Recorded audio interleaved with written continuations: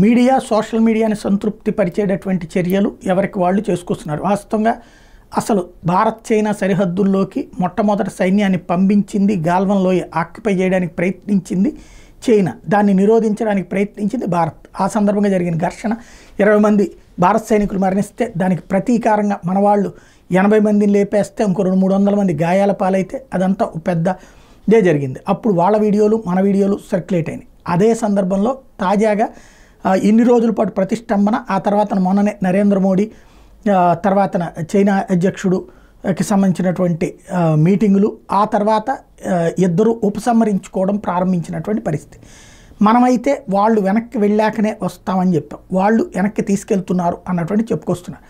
లేటెస్ట్గా మాత్రం Indian army నుంచి ఒక వీడియో వైరల్ అవుతోంది. అదేంటయ్యా అంటే, అప్పట్లో కొంతమంది చైనా సైనికుల్ని ఏదైతే PLA పీపుల్స్ లిబరేషన్ ఆర్మీకి సంబంధించినటువంటి సైన్యాన్ని పట్టుకుని కట్టేసి కొట్టినటువంటి దృశ్యాలని రిలీజ్ చేశారు. అది ఆర్మీనే చేసిందా లేకపోతే ఎవరైనా ఆర్మీ పేరుతో చేస్తున్నారని పక్కన పెడితే, కరెక్ట్గా ఈ తరలింపు అంటే ఎవరికి వాళ్ళు వెనక్కి వెళ్ళే సందర్భంలో ఈ వీడియోలు ప్రొజెక్ట్ అవ్వడం అన్నటువంటిది సంథింగ్ మిస్టరీగా ఉంది. ఏం జరుగుతుందో చూడాలి.